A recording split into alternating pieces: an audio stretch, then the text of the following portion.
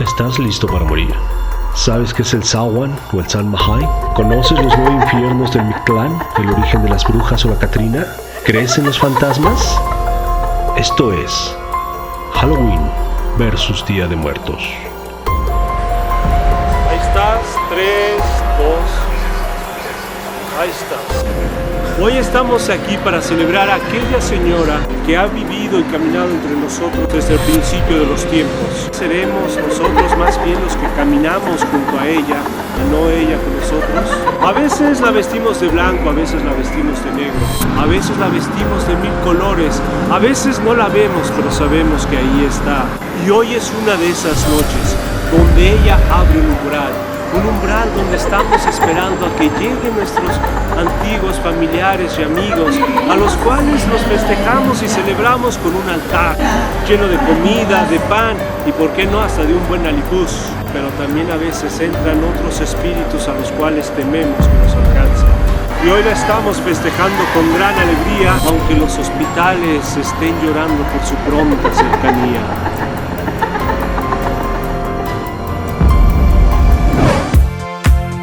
Entre altares y festividades a los muertos, en esta ocasión los quiero invitar a un viaje celebrando la eternidad, buscando responder a los cuestionamientos del más allá y al origen de las grandes tradiciones que nos envuelven de espíritus en este gran foro. Bueno, intento de gran foro. Bueno, mejor los explico en persona. Este foro que vamos a tratar el día de hoy, en esta ocasión, en esta entrega, en esta cápsula, en este programa, en esta pieza, en este como lo quieran llamar, nuevamente crear una especie de artículo de opinión en el cual me gustaría que todos colaboraran. Estamos en un versus Halloween, Día de Muertos. Entonces, la idea de este foro tiene 3 ejes. El primero que tiene que ver con el Halloween versus Día de Muertos. ¿Qué tanto es una contracultura que ha invadido nuestra cultura? Pero más allá de eso, ¿qué tan estrechos son? ¿O qué tanto ha habido una contracultura que ha invadido nuestra fiesta tradicional sobre la celebración del Día de Muertos? ¿O están más unidas? ¿Qué se creen? Yo les voy a decir algo desde ahorita.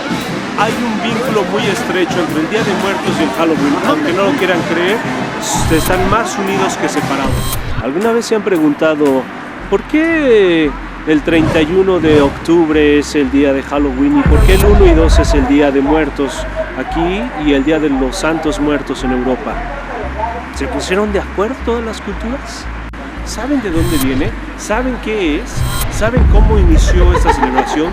¿Saben qué es el Samhain o el Samhain? Bueno, a mí me gusta más decir el Samhain. Digo, sí, ese demonio, aquel que se posesionó de Michael Myers en las películas del Halloween. ¿Saben de dónde viene? ¿Saben por qué invocaban a las brujas? ¿Saben quién era Jack Lantern? La historia de la Catrina, nuestros personajes icónicos. ¿Eran o no eran infiernos las 9 regiones del Mictlán? Y más allá de eso, en realidad se abre un portal en estos días donde vienen los muertos, donde vienen nuestros difuntos, a los cuales, según los aztecas inclusive, les rendían unas ofrendas o unos ritos muy sangrientos, o los celtas, los romanos. ¿Cuál ha sido el papel de la Iglesia Católica? En un momento lo verán en unas cápsulas que les voy a presentar, pero más allá de eso, hay 2 pensamientos más que tengo y que me gustaría compartir con ustedes, que ustedes me regalen su opinión. La primera es, independientemente de la gran festividad al Día de los Muertos, en verdad, ¿qué tan preparados estamos para morir? En verdad, los mexicanos, más allá de la celebración y la festividad, ¿qué tan preparados estamos en realidad para morir? ¿Tú qué tanto crees que el mexicano en realidad está preparado? Cero. El mexicano le tiene mucho miedo a la muerte. Que nunca estamos preparados porque es algo inesperado. Y aunque tú estés muy preparado, yo creo que siempre es un golpe, ¿no? Nadie estamos preparados para esto. Te lo planteo de manera muy personal. Es como cierto tabú que todavía nos cuesta como trabajo hablar de la muerte así como que en otros días. Mis abuelos fueron administradores de un panteón. Ahorita son fechas que lo ven como muy normal, pero quitando 1 y 2 de noviembre sienten que la muerte es algo que no se tiene que hablar con naturaleza por ejemplo, en una mesa. Convivimos con la muerte como si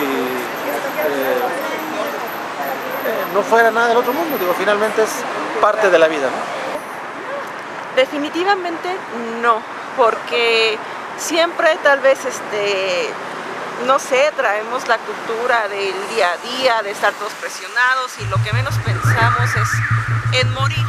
O sea, si se toca ese tema es como cállate, que el típico, ¿no? Que la boca se te haga chicharrón.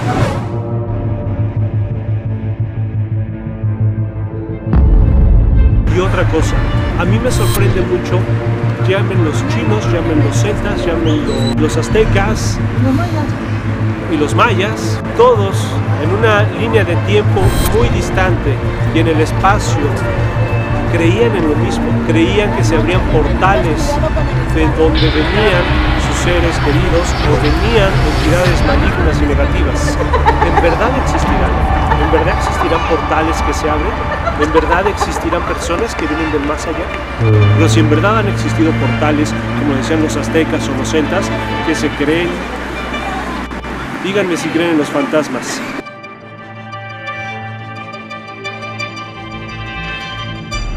¿Tú crees en los fantasmas? Sí, sí creo. ¿Sí crees? Totalmente, sí. Pues sí. ¿Por qué crees que sí existe? Porque me han pasado cosas. No, la verdad yo no creo en eso.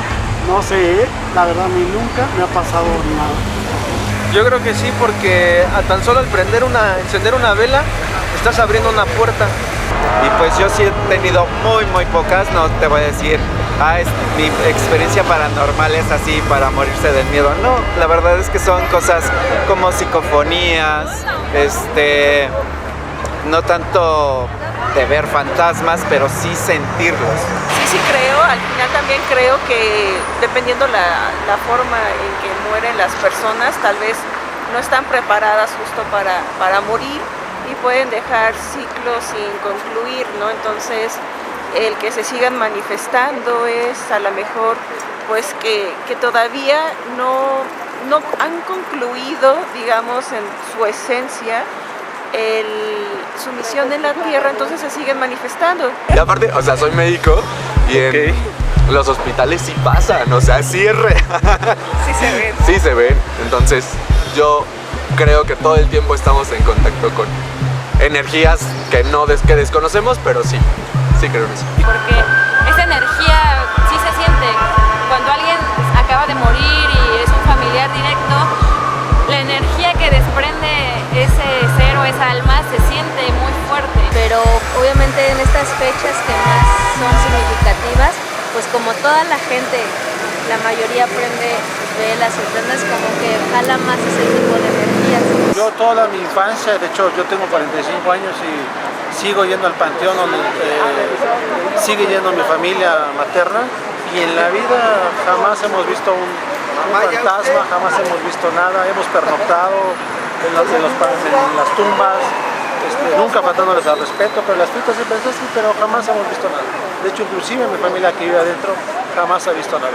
De hecho, se aterrorizan más de la gente que entra al panteón a hacer vandalismos, a hacer cualquier otra cosa, que son los vivos, que de los mismos muertos, ¿no? Una vez estábamos 3 compañeros haciendo un trabajo, ya eran las 2 de la mañana, y escuchamos como alguien nos dijo, papá, y los 3 así en automático volteamos, y obviamente no había nadie.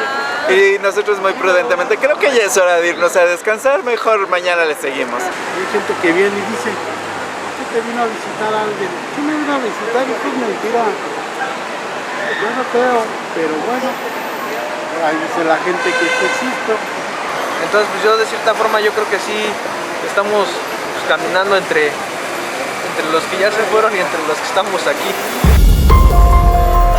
Entonces, ¿existirán o no los fantasmas o lo que sea? No lo sé. Pero al final de este foro, de este documento audiovisual que realicé para ustedes, escucharán un relato verídico que quizás los haga cuestionarse como a mí, que pienso en ello mientras observo este gran altar dedicado a los héroes que nos dieron patria y libertad, parte de aquellos insurgentes que dieron su vida por nosotros, la entregaron a la muerte, para que tengamos un estado autónomo, soberano, demócrata, con cultura y tradiciones propias como la celebración a los muertos, que al parecer hoy en día se ve invadida por el Halloween.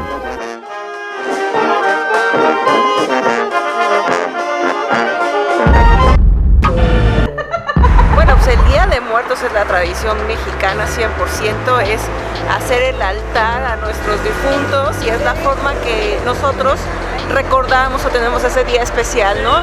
Yo soy una generación de los 70s y mi generación creció mucho con el Día de Muertos. Con el paso del tiempo he visto que se ha ido fusionando muchísimo con la parte de Halloween. Creo que a esta altura ya se fusionaron. Sí se ha fusionado con el Halloween. Hubo un momento que siento que sí hubo una fusión, pero siento que de unos años para acá se comienza a hacer como el desapego para hacer como más propio. Recuerdo que cuando yo era chico pues no se veía tan bonito todo esto como ahora. Ahora que estoy aquí trabajando, pues viene mucha gente de Estados Unidos, de toda Sudamérica. Y ya qué padre nos dicen, qué bonita es la fiesta de México del Día de Muertos. Siento que todavía nuestra cultura y nuestra tradición de poner ofrendas y que ponerle la comida típica que le gustaba o algo así es muy mexicano y creo que esa tradición nunca se va a ir de nosotros. Es que pasa como con la cocina, ¿no? Yo creo que es algo más bueno, porque a raíz de que fuimos conquistados, pues todo eso creció y pues ha crecido y creo que se dan cuenta en los últimos años. Antes no teníamos desfile, no había desfiles de catrinas ni de catrines. Sí está invadido, la verdad. Es muy diferente el día de Halloween a celebrar así que el Día de Muertos. Mucha gente, pues ahora sí que confundimos, ¿no? El Halloween, vestirnos así de terror y todo eso, a lo que es nuestras costumbres. Más que nada ya se fusionó, pero obviamente pues nunca dejamos nuestras raíces, ¿no? Aparte pues, con esta situación económica, como que hay algunos que nos favorecen. En Colombia, ¿qué hacen en estas fechas para festejar a los muertos? Para nosotros eso realmente es una festividad, pero nosotros no hacemos ninguna clase ni de rituales, ni ofrendas, nada de eso.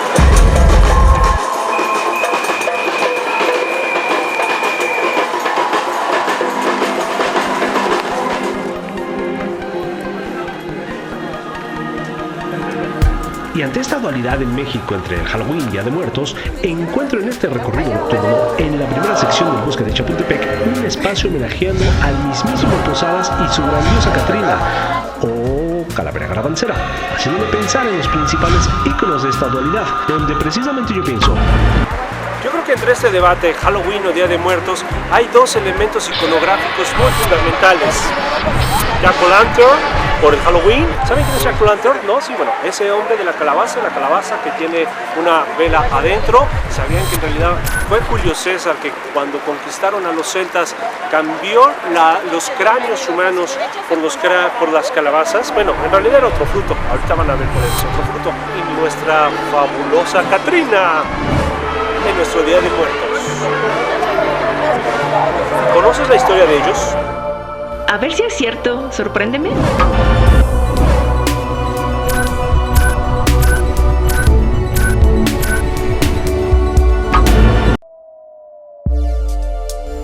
De muchas tumbas salen aquellas señoras, unas de blanco, otras de negro y algunas más de 1000 colores. No sabemos si son calaveras, pero se las quieren dar de muy refinadas las que ya se llevaron a Posadas.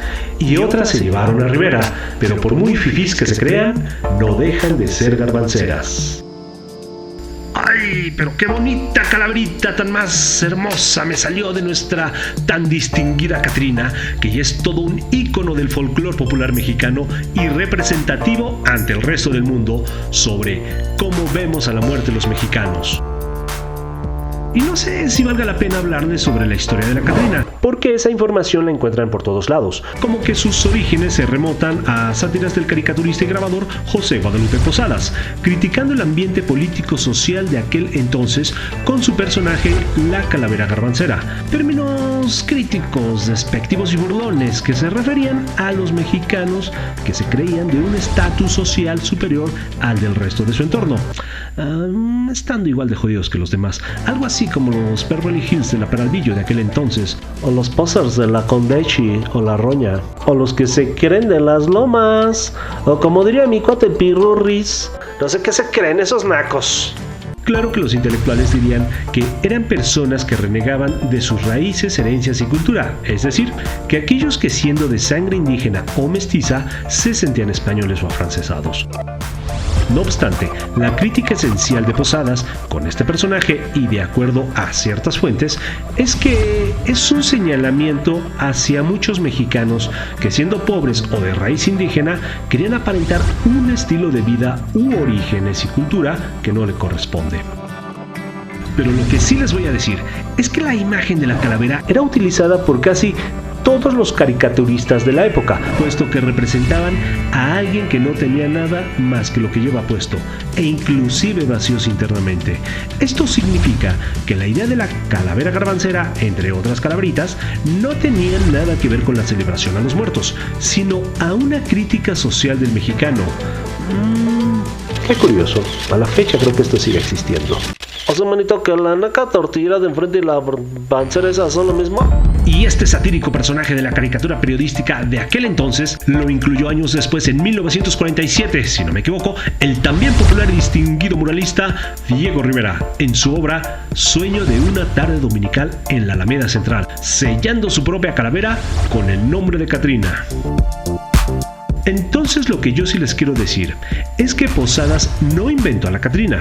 Las garbanceras eran parte del crítico imaginario colectivo y periodístico, a los cuales homenajeó Rivera, pero que sin ellos jamás hubiera nacido la Catrina. La Catrina.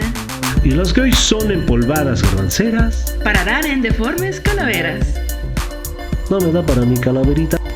Y si quieres saber un poquito más de todo esto, te recomiendo los títulos literarios La Catrina, de Pati Rodríguez, Posadas, 100 años de calaveras, una recopilación, y Un siglo de caricatura en México, así como Posadas, el novio de la muerte, del maestro de ojos azules soñadores y nariz aguileña, el maestro Ríos.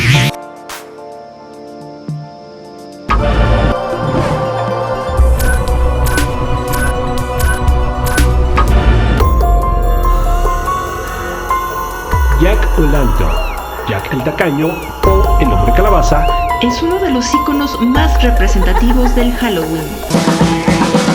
Algunas de las leyendas urbanas que dieron origen a este mito dicen que Jack fue un hombre que logró burlar al diablo por no llevarlo al infierno, pero al morir su alma no entró al cielo por ser un hombre ególatra, envidioso y tacaño. Entonces el demonio, al rechazarlo para entrar al infierno, le regaló un carbón encendido de las mismísimas llamas del Averno para que se alumbrara en el mundo de oscuridad al que se había condenado por la eternidad, colocando la lumbre en el interior de una calabaza para que ésta no pudiera apagarse jamás. Y desde entonces se ha visto su alma en pena de ambular sin rumbo por las calles durante la noche del Samhain. Pero fuera de la leyenda urbana, una hipótesis dice que los irlandeses, al llegar a América, notaron que había más calabazas que en Nabós y más fáciles de vaciar, sustituyéndolos para colocar en su interior una vela y alejar de esta manera a los malos espíritus, llamándoles Jack O'Lantern o las linternas de Jack, creando de esta manera esa icónica imagen en honor a su leyenda urbana. Sin embargo, otra hipótesis histórica dice que el general romano Julio César, cuando conquistaron aquellas regiones del norte de Europa y al observar que protegían sus velas con cráneos humanos o de animales, los cambió por calabazas, como un acto de civilizar a aquellos salvajes. No obstante, y pese a que hoy en día se utilizan las velas veladoras y las Jack O'Lantern, ¿no crees que en lugar de ahuyentar a los espíritus del Samhain, les estás trazando un camino directo hacia tu casa? Esperen conocer datos más reveladores en las cápsulas que vienen de Halloween y Día de Muertos, con sus respectivas recomendaciones literarias.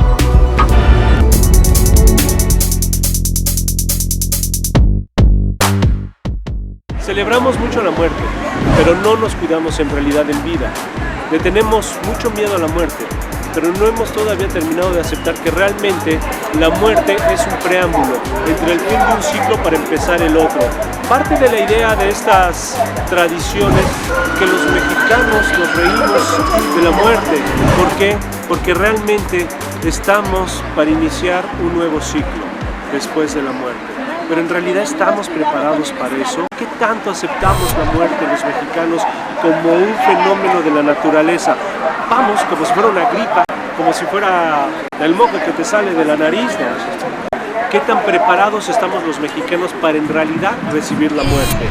¿Pero en realidad estás listo para morir? Eso es lo que nos dice la gente. A lo mejor estar mentalizado de que en algún momento nos va a tocar, pero pues preparados como tal, pues no. Hay gente que yo creo que sí se prepara o lee o estudia y pues depende, es muy particular y muy personal, yo creo. Creo que es enseñar desde la corta edad a las personas a que realmente es un proceso de la vida y finalmente el proceso de la vida, así como naces, tenemos que morir. Y la palabra morir significa realmente en mucho de nuestra cultura renacer. Pues más las muertes violentas, que pues no, muchas veces no las esperamos, no estamos preparados para ellas, ya sean accidentes, asaltos, todo ese tipo de cuestiones que a mí me parecen muy violento. Yo creo que son las que más nos impresionan o no estamos nada preparados para ellas. Te voy a hablar desde mi experiencia. Yo acabo de salir de una enfermedad, yo tuve cáncer. Te puedo decir que estar muy apegado a la muerte sí es como, te haces su amiga, sí real, porque es como, no sabes si mañana te vas a morir. ¿Qué es lo que tienes que hacer? Sí, ir a tus revisiones médicas. Eso es algo que no hace el mexicano, cuidarse, hacer ejercicio y una buena alimentación. Pero que en realidad es algo con lo que se vive a diario, porque tú no sabes si el día de mañana vas a estar aquí, si no vas a estar aquí, no tenemos la vida comprada. La pregunta que me gustó mucho fue el tema de la muerte. Realmente hay que quitarnos ese tabú, hay que aprender a vivir con ella, porque eso es algo que desde que sales de tu casa, es más, desde que despiertas, es algo que es inevitable. Entonces hay que quitarnos el tabú y agradecer día a día que estamos vivos, porque pues no sabemos lo que pase después. Entonces hay que amar la vida y pues hay que respetar la muerte y hay que pues también amarla, porque es algo que nos va a pasar. Y pues yo creo que hay que verlo como forma normal, porque es la única garantía que tenemos. La muerte es la única segura que tenemos. ¿Cuándo va a pasar? Quién sabe, pero yo creo que se sigue tratando como tabú. El estar preparados en que pues no somos eternos en esta tierra, en que disfrutemos más a nuestros seres queridos, en que si tenemos la oportunidad de abrazarlos, de decirles una buena palabra, se las digamos. La placa dice, aquí estoy y vengo por ti, y no puedes hacer nada como dice, ¿no? Y ya que te toca, que te quites.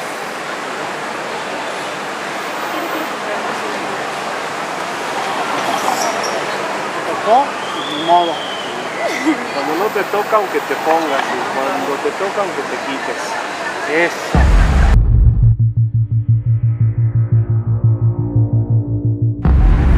Como te podrás dar cuenta, y ahorita les voy a mostrar también el gran índice mortuorio, simplemente quiero que vean las estadísticas del índice de mortalidad, simplemente de unas últimas fechas.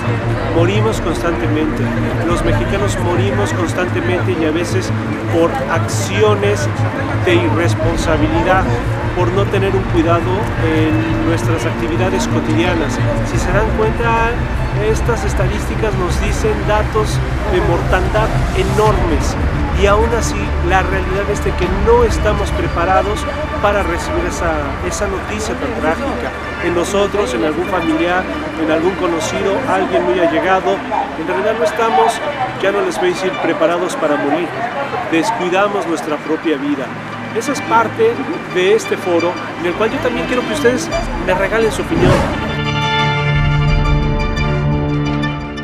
Y es que la opinión que aquí les pido, o su participación sobre las recomendaciones y una reflexión que hagamos en cuanto a valorar nuestra vida, entender que estamos más expuestos a morir por descuidos e irresponsabilidades, vean las estadísticas, simplemente es más alto que por muerte natural.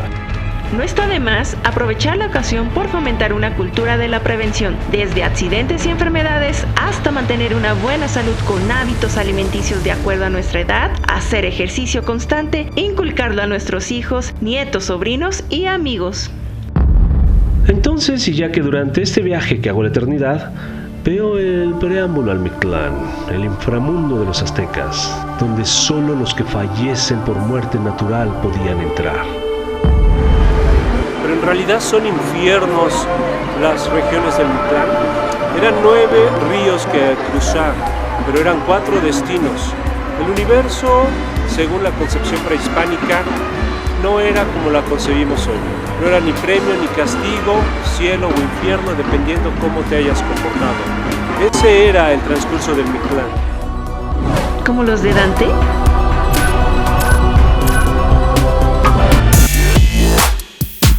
Las 9 regiones del Mictlán o Chiconauhmictlán, perdonen, pero es que todavía no me desprendo correctamente del francés, hacen referencia al inframundo de la mitología mexica, y esto pertenece a la cosmovisión de creencias náhuatl referidas al espacio y al tiempo, estructurando un universo en parcelas o regiones determinadas por fuerzas vivas que, de acuerdo a su mitología, su infinito se debía a los llamados dioses creadores: Chipetotec, Tezcatlipoca, Quetzalcóatl y Huitzilopochtli, donde el universo vertical estaba concebido en supramundo, el mundo y el inframundo, llamándole a la parte central Tlaltipac, o sea la Tierra, no se junte con el inframundo o el supramundo. El supramundo cuenta con 13 cielos y el inframundo con 9 infiernos o regiones, y cuyas fuerzas tanto superiores como inferiores convergían desde sus extremos, influenciando la Tierra todos los días. Y al morir las almas que van a Mictlán, sin distinción de clase social, económico ni rango, el espíritu debía atravesar los 9 infiernos con obstáculos específicos que expresan niveles de putrefacción y tormentos tan atomórficos que padecen los muertos en su regresión orgánica durante 4 años, para posteriormente librar su tonali, es decir, su alma, y así lograr el descanso anhelado, lleno de paz, junto a los regidores del inframundo. Cabe destacar que estos 9 infiernos en realidad eran regiones, es decir, algo así como nivel, pero lo llamaron infierno los católicos cuando conquistaron a las civilizaciones precolombinas. Pero continuando con el relato, en el último infierno región era más difícil de cruzar, puesto que el alma de los muertos corría el riesgo de perderse en el camino por grandes valles de niebla que ahí existían, llegándose a escuchar solamente sus lamentos por la eternidad, ahogándose en los 9 ríos de los estados de conciencia, al menos que cruzaran los 9 estados de la conciencia. A través de los 9 infiernos del Mictlán deambulaba una gran multitud de dioses. Y quienes cruzaran estos 9 infiernos, Mictlantecutli y Mictecacihuatl, quienes eran los regidores del inframundo, al final los esperaban para decirles que habían terminado sus penas. Vete a tu sueño mortal y eterno, donde por fin las almas lograban su paz existencial. Y para saber más del Mictlán les recomiendo que busquen mayor información, pero ahí les dan 3 titulitos: El regreso de Coatlicue, diosas guerreras en el folclore mexicano, de Giselle Gómez; El alma encantada, de Pedro Ponce y Pedro Sánchez de Aguilar; y de Codex Borgia, es decir, el Código Borgia, de Giselle Díaz y Alan Rodgers.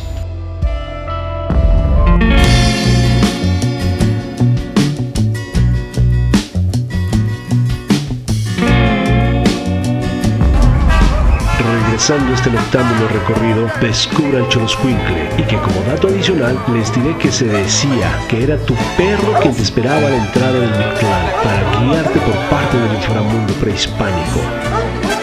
Pero ¿qué pasa si nunca tuve un perro como ahora? No sé, pero aquel festejo es de gran alegría con el mariachi. Y dentro de esta gran celebración, quiero compartirles que han habido personas que han dedicado su vida a la muerte, con color, alegría, sincretismo, humor, sarcasmo y poesía, a este gran ente tanatológico, como el artista plástico mexicano Juan Lucas, quien toda su vida ha pintado a la muerte y tiene una gran obra dedicada a esta icónica imagen que podría catalogarse como el mexicano que más ha pintado a la muerte, con un promedio alrededor de unas 20,000 piezas plásticas, alcanzando casi romper un récord Guinness que hasta ahora solo el gran Pablo Picasso lo tiene, contando con unas 23,000 obras en su quehacer artístico. La parte de la muerte es muy importante en la cultura mexicana. Creo que es lo más importante en la cultura mexicana, y en el mundo nos conocen por eso. Ahora la muerte ya se ha hecho universal, entonces fue un acierto. No he dejado de trabajar la muerte, ni hacer exposiciones continuas sobre la muerte, ni hacer las lecturas del canto a la muerte. Año con año las voy celebrando, porque creo que es importante la parte de cultura sobre la muerte, y estoy haciendo la obra para el Gran Museo de la Muerte, que ahora está conformada por 9.000 obras de mi autoría. Y del maestro Juan Lucas, quien fuera amigo de Dolores Olmedo y compartiera el mismo gusto por plasmar el México que vivimos a través del sincretismo de la imagen de la muerte, pasamos a conocer otro artista, pero de las artes escénicas y el underground mexicano, Jorge Blanco, quien lleva varios años con un proyecto llamado Mortem, algo que él ha denominado teatro clínico, teatro tanatológico, buscando llevar mensajes eutanísticos y de concientización para aquellos que están en un proceso de enfermedad terminal o doloso, acepten con sabiduría y filosofía ese momento que desafortunadamente ya es irreversible, al cual se encuentran expuestos. Permíteme entonces guiarte hacia tu muerte. Y hemos basado a veces los criterios en logoterapia, en clínica psicológica, en psicoanálisis incluso. Todas las cosas que usamos tienen un simbolismo muy interesante. Un simbolismo no ocultista, sino un simbolismo psicológico. Esto es ciencia prácticamente. A mí me gusta mucho el Halloween. Para mí el Halloween, respondiendo a tu pregunta, se ha vuelto un mecanismo de defensa a nivel social impresionante. ¿Con qué es más fácil lidiar? ¿Con la muerte o los destazados que aparecen en el norte o con el niño que se disfraza de zombie?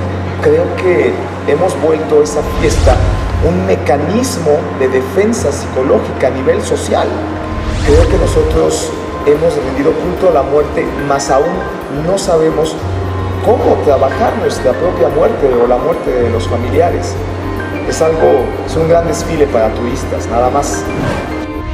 ¿Y luego? ¿Pero qué pasó con nuestro recorrido por la eternidad? Ok, tienes razón, continuemos, pero se los explico a cuadro.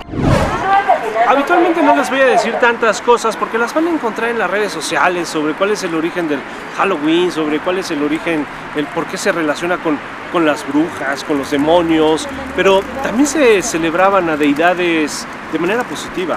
El Samhain o el Samhain era una entidad demoníaca malvada, hay quienes le dicen el mismo Satanás, el dios de la muerte, cosas por el estilo. Simplemente era una entidad ficticia que lo relacionaban con el fin de las cosechas, también como las brujas. Sin embargo, hay una cosa muy curiosa que yo creo que iluminan a partir de estas dos cápsulas, estas cuestiones entre lo que viene siendo el Día de las Brujas, de dónde viene, por qué se festeja, cómo se celebra, que son historias más siniestras que las mismas brujas.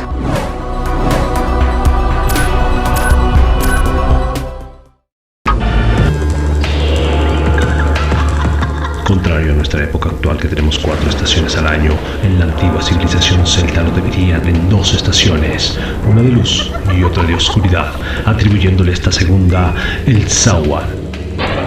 Samhain, o Samhain, o el Samhain. Bueno, ese espíritu maligno que se posiciona de Michael Myers en las películas de Halloween.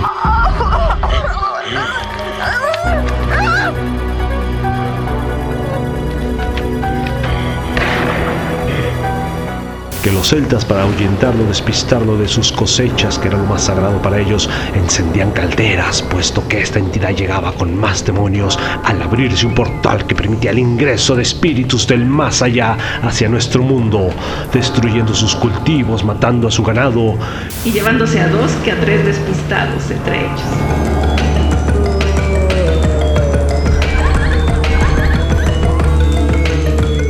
Estos rituales, que en la actualidad los vinculan con el 31 de octubre, duraban 3 días, aunque se estima que en relación a nuestro calendario actual, en realidad estos sucesos se daban el 13 de mayo o por esas fechas, y al considerarlo pagano fue nombrado como el All Hallows Eve.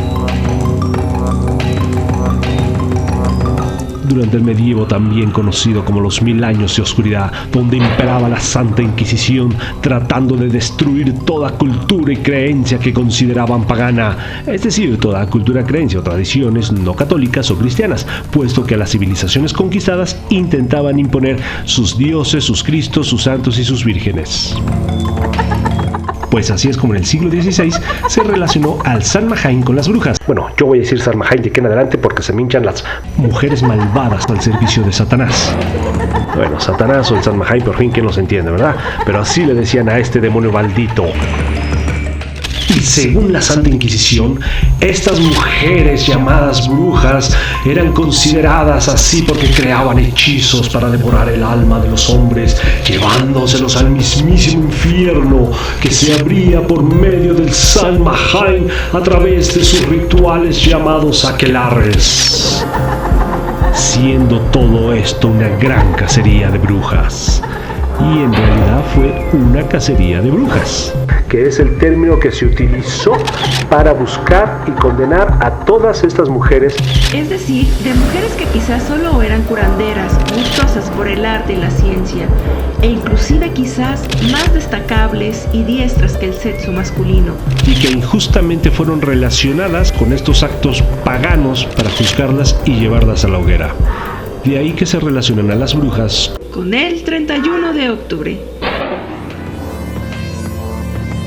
Y para un poquito más de información les recomiendo los siguientes títulos: Los juicios por brujería en Salem, de Francis Hill; Los archivos de Salem, de Robin Cook; Las brujas de Salem, de Arthur Miller; El gran libro de las brujas, de Antonio Tello; y nada más porque yo soy fan de Anne Rice, les recomiendo que lean La hora de las brujas. Y también busquen por ahí una película que se llama Excel, la brujería a través de los tiempos, una película que solamente la van a poder pescar entre facultades, cineclubs, centros culturales, etcétera.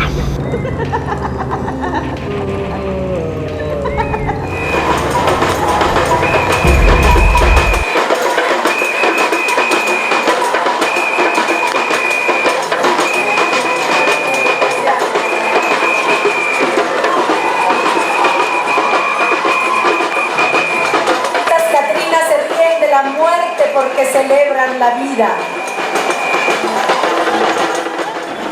Pues en este foro versus Día de Muertos, la gente nos dio su opinión. ¿Tú crees que es bueno o malo que se den estas fusiones? Pues en el mundo muchas cosas se fusionan, ¿no? Entonces no creo que sea ni bueno ni malo, simplemente podría surgir una nueva cultura y nuevas tradiciones, y para mí eso está perfecto. Lo que creo yo que hay que rescatar es precisamente nuestras raíces. De cierta forma sí es malo porque se van perdiendo las costumbres y las raíces que uno tiene, ¿no? Del país. ¿Por qué? Porque Halloween pues viene de adoptan otras ideas de otros países. Pues a veces hemos revuelto un poco lo que es Halloween con Día de Muertos. Siempre las calaveritas están presentes. Pero siento que está padre pues tener pues la esencia mexicana de nuestras tradiciones y no dejarlas escapar, porque creo que son tradiciones únicas. Pero sí creo que ha ganado mucho terreno la parte de Halloween, ¿no? Ya los niños ya han dejado un poquito atrás lo de Día de Muertos. Más las películas, más Disney, o sea, todo ya explotó de una manera así enorme. Pero a mí me agrada mucho, la verdad es que son festividades que me enorgullecen, me gustan y me llenan mucho.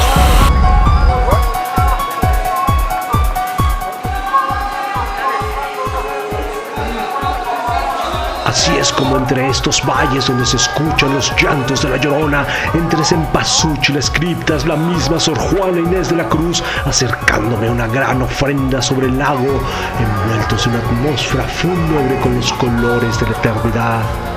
Descubramos, y quiero que descubramos juntos, un poco sobre la historia del Halloween y el Día de Muertos.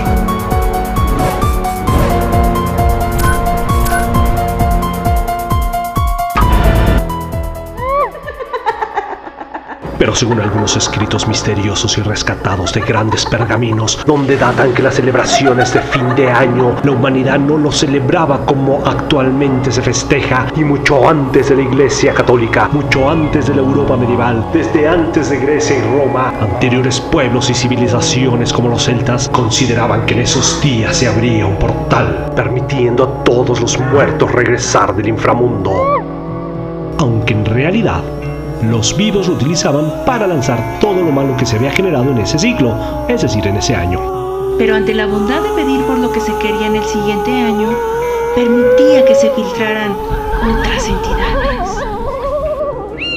Y para protegerse de los espíritus, la gente ocultaba el ganado, regando en el suelo huesos y esqueletos tanto humanos como de animales, vistiéndose con las pieles de los mismos para que no sean vistos, creando criaturas falsas como espantapájaros, por no decir espantaespíritus, trazando caminos falsos en los bosques con velas, antorchas y cadáveres, llenando de fogatas los campos buscando desorientar a esas entidades que regresaban del más allá, evitando entrar a los hogares, donde en cada casa encendían una vela para ahuyentarlos metiéndolos en el interior de una calabaza, puesto que la leyenda dice que si se apagaba una vela, alguien moría en ese hogar.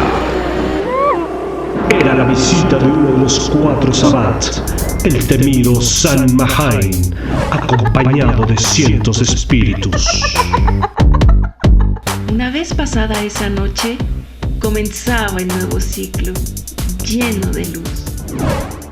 Lo posiblemente cierto es que, al pasar el tiempo, posterior a las conquistas romanas, la inserción de más meses al año y posterior a la creación de los calendarios gregorianos, católicos y romanos, el día de estos rituales se vincula con el actual 31 de octubre. Donde la Iglesia Católica consideró estos rituales como paganos. No obstante, al ver que no podía erradicarlos ni con toda la fuerza de la Santa Inquisición, decidió adoptar esta celebración celta romana en una fiesta católica romana, llamándolo el Día de Todos los Muertos o el Día de Todos los Santos, sobre todo en el norte de Europa. Y su traducción al entonces vulgar idioma inglés era All Hallows Eve. Pero entre el analfabetismo de entonces y al ser el inglés un idioma pagano, es decir, prohibido, se contraía a Hall-on-In y terminó en el conocido Halloween, haciendo referencia al Día de Todos los Santos o al Día de Todos los Muertos. Pero en América llegó durante la época de las conquistas y el imperialismo, y no fue hasta 1840 cuando se consideró como una celebración oficial en los Estados Unidos de Norteamérica por la gran cantidad de migrantes, particularmente irlandeses, escoceses e ingleses, que llevaban a cabo sus tradiciones. Hay mucha literatura al respecto, particularmente hay muchos de entretenimiento. Yo les recomiendo Halloween, La muerte sale de fiesta, de David J. Skull. Morir de miedo, una antología de Mauro Armiño. Ghost Story, 8 fantasmas ingleses. Buenísimo por todos los contextos históricos de la época victoriana. Es una recopilación también. Y Folk Horror, lo ancestral en el cine fantástico. En este libro van a ver cómo una decena de expertos recorren la historia del género y el Halloween en el cine, desde el cine mudo hasta nuestros días. Es una recopilación coordinada por Jesús Palacios. ¿Y tú qué prefieres, el Halloween o el Día de Muertos? El Día de Muertos. ¡Eso! La gente opina. La gente es muy participativa. Opinen ustedes también. Entren a mis redes sociales. Escriban aquí abajito sus opiniones. Díganos para ustedes qué es mejor, el Halloween o el Día de Muertos. ¿Qué les explico? Hay un gran estrecho entre ellos. Existe una gran similitud y existe una gran razón del por qué están juntos. Ahora, la última de las últimas. El maestro de este maquillaje. ¿Qué es mejor, Halloween o Día de Muertos? No, pues Día de Muertos. Día de Muertos. ¿Qué prefieres, Halloween o Día de Muertos? Día de Muertos. Día de Muertos. Día de Muertos. Día de Muertos. A mí me gusta el Halloween porque tiene sus cosas y si es europeo, si estudias, vuelvo a lo mismo, si estudiamos, si leemos, si comprendemos, entiendes mucho lo que es el Halloween, la celebración de Día de Brujas. Día de Muertos es totalmente otra cosa, es festejar a los que ya no están con nosotros, traerlos de vuelta a este mundo, a recordarlos, a homenajearlos.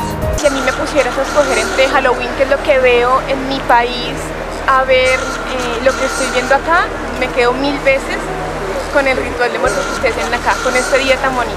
Día de Muertos. ¿Halloween o el Día de Muertos? El Día de Muertos, definitivamente. Eso. Tradición preciosa mexicana. Actualmente radica y difunde dicho arte en Ciudad de México. Su principal enfoque está en la calle porque es ahí en donde encuentra ese lugar común en donde todos cabemos. Es decir, en la calle hay un lugar indiferenciado y múltiple.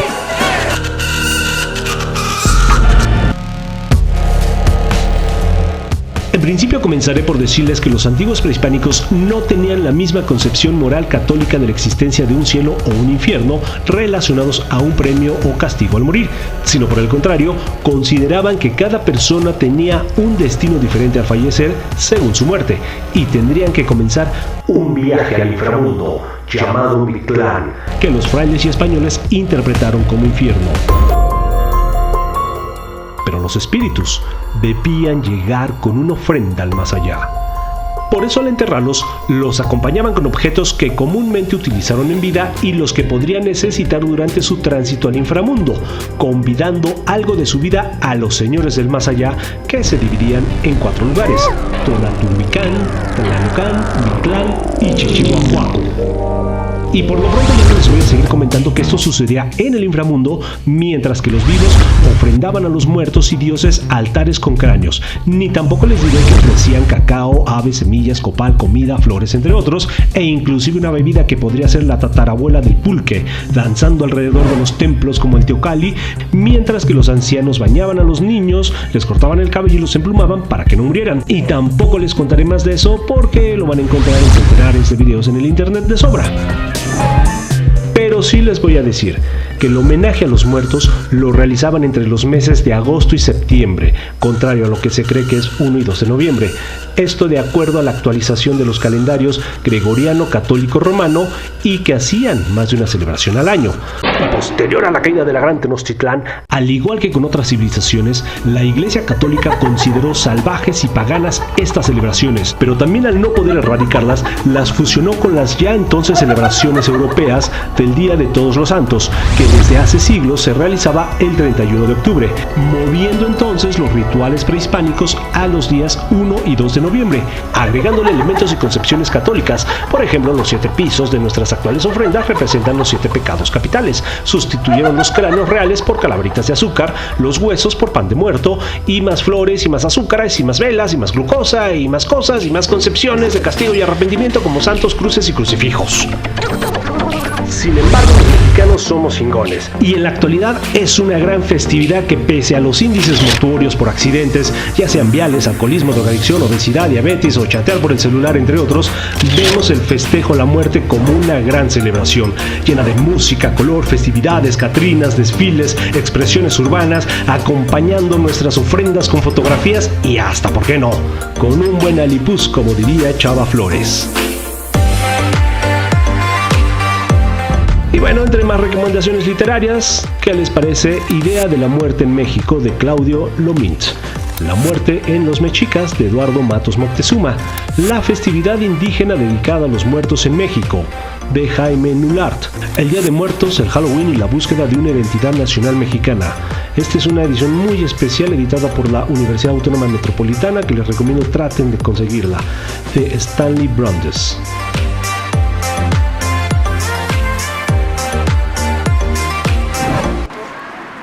Pues como se darán cuenta en estas cápsulas, no sé, tampoco me consta que sea una realidad fidedigna. Yo creo que es trabajo de mucho estudio. Sin embargo, a mí sí me parece muy sorprendente. En realidad el Halloween era algo que se celebraba a mediados del mes de mayo, y el Día de Muertos era algo que se celebraba en realidad entre los meses de agosto y septiembre. Les voy a pasar 2 datos. El mes de julio lo inventó Julio César, el que estaba próximo a ser emperador romano, a quien no lo permitió el Senado romano y lo mataron. Bueno, antes de morir dijo, pues que exista un mes con mi nombre, por eso tenemos el mes de julio. Su sobrino, quien sí se hizo emperador, dijo, bueno, si mi tío se hizo emperador, pues digo, perdón, si mi tío puso un mes con su nombre al año, pues ¿por qué no? También yo, ¿no? Y de ahí César Augusto ordenó que se insertara el mes de agosto.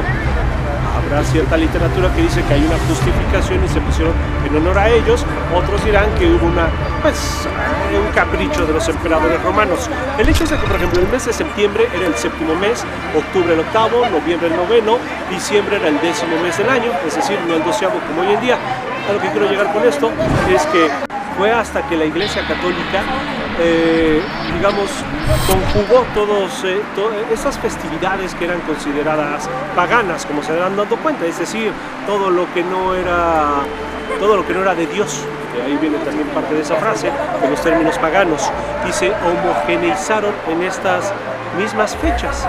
Lo más curioso que a mí me parece es que realmente el 31 de octubre era fin de año, lo que se estaba celebrando era el fin de año, y había esa creencia en que vendrían los espíritus a ver a sus parientes, digamos, prendiendo esas veladoras para que los guiaran a sus hogares, que a su vez temían a que entraran espíritus malignos y se los llevaran.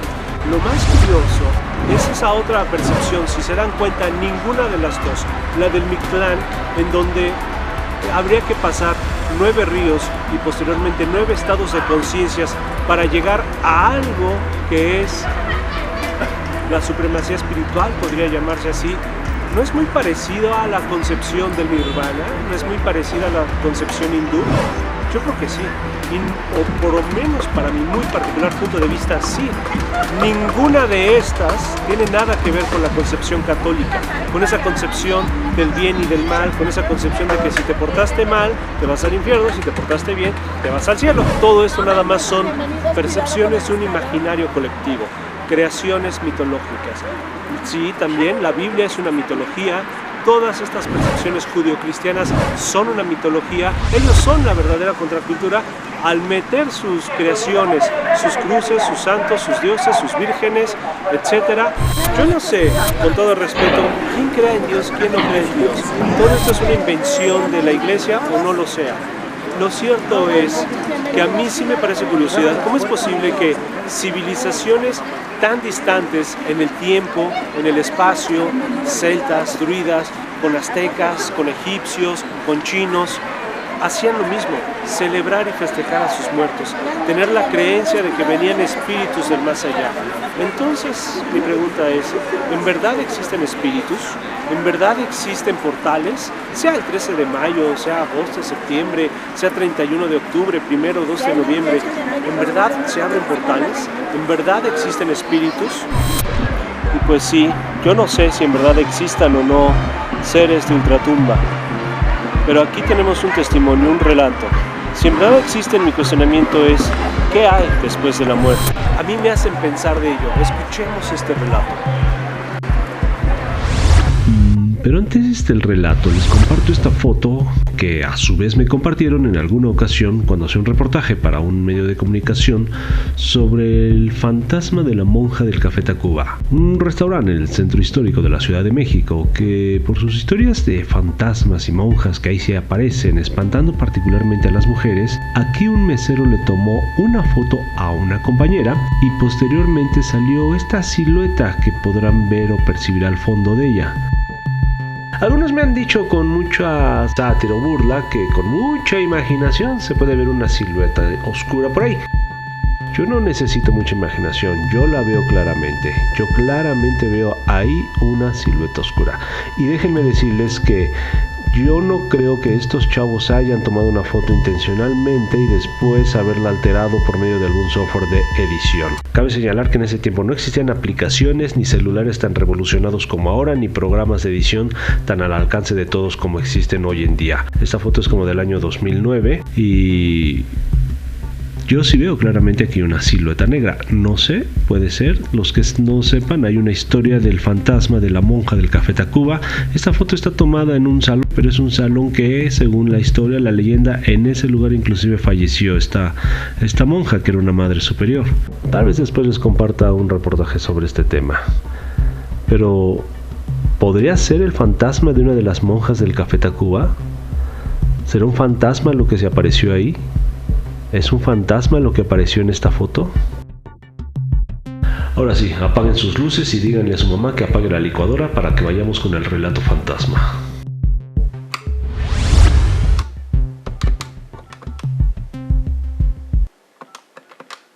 relato cuando digas.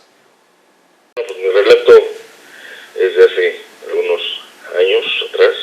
Mi familia y yo tenemos la costumbre en Semana Santa viajar a casa de un conocido ahí aquí a Cuautla, Morelos. Por ahí dicen que cuando tiembla se abren portales. Entonces esto nos ocurrió un día después de que tembló. La casa esta donde les platico es una casa en donde enfrente pasa un pequeño río.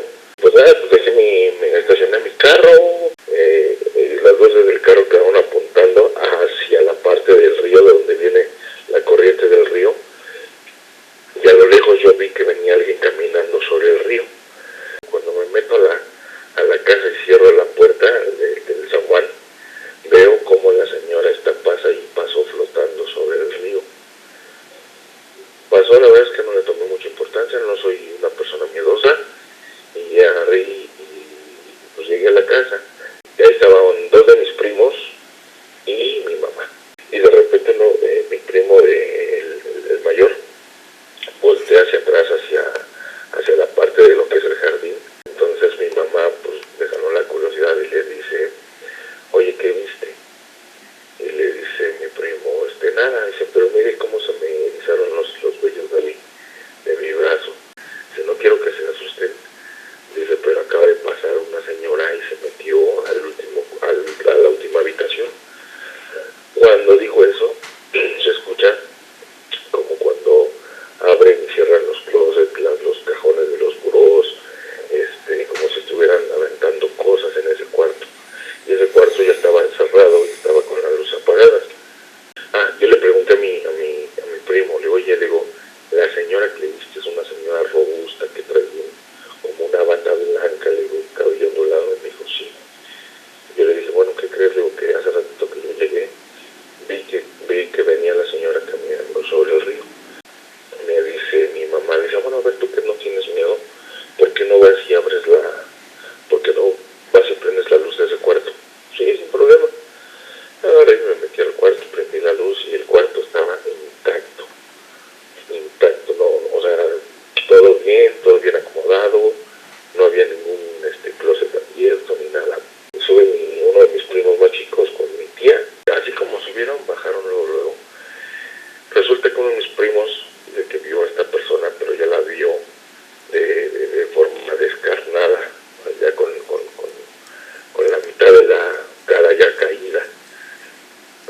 Entonces, pues fue tal el susto que mi primo pues lloró, gritó y pues puso más de nervios a la familia. Yo subí a las habitaciones, subí con mi esposa, recorrimos todas las habitaciones y empieza a sentirse mal y me dice, ¿sabes qué? Tengo más vomitar. Y se metió al baño y volvió el estómago. O sea, sí salí y me dijo, ¿sabes qué? Lo que está aquí sí está muy fuerte. O sea, mejor sí vamos a bajarnos. Por eso cuando bajamos nosotros, mi primo, el que la vio descarnada, se me acerca y me dice, oye Richie, fíjate que la señora se encuentra en la parte donde están los columpios. La casa principal, están las albercas, está la palapa de frente. Y luego a un costado están las habitaciones, hay un jardín y el jardín al último tiene unos columpios y una resbaladilla. Entonces me dice mi primo, ¿sabes qué? La señora está en esa parte de los columpios. Entonces ya hubo un momento en que todo se detuvo, los perros dejaron de ladrar, el aire dejó de soplar,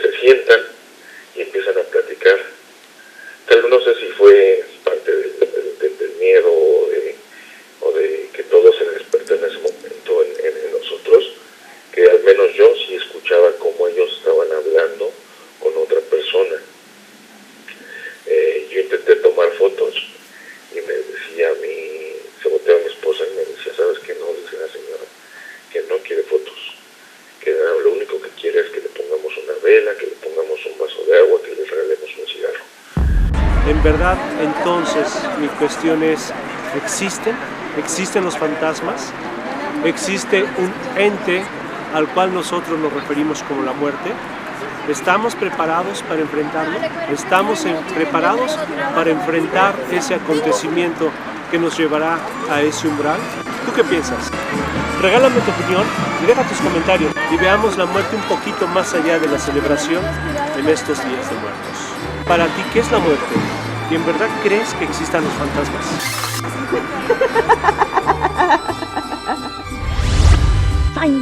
Fine. Very good. Very good. Pues salió 2-3, a ver si se espantan o les interesará conseguir algún libro sobre estos temas. Despidiéndome por lo pronto, llegando al final de este recorrido por la eternidad, que no tiene nada que ver con ningún infierno, premio o castigo, donde este último valle del inframundo en la isleta del lago de Chapultepec resuena nuestro mariachi mexicano junto a una gran ofrenda y deleite de todos los espectadores. Claro que aquí solo lo escucharemos un fragmentito lleno de gráficos, pero accedan a mi sección Estampas Urbanas para que lo puedan ver completo, limpio y disfruten de la canción completa. Recuerden dejar sus comentarios, regalarme un like, suscribirse al canal y participen en este foro. Respondan las preguntas que ya se han planteado a lo largo de los últimos minutos y si a alguien le interesara patrocinar estos contenidos, estamos a sus órdenes. ¿Y tú qué prefieres? ¿El Halloween o el Día de Muertos?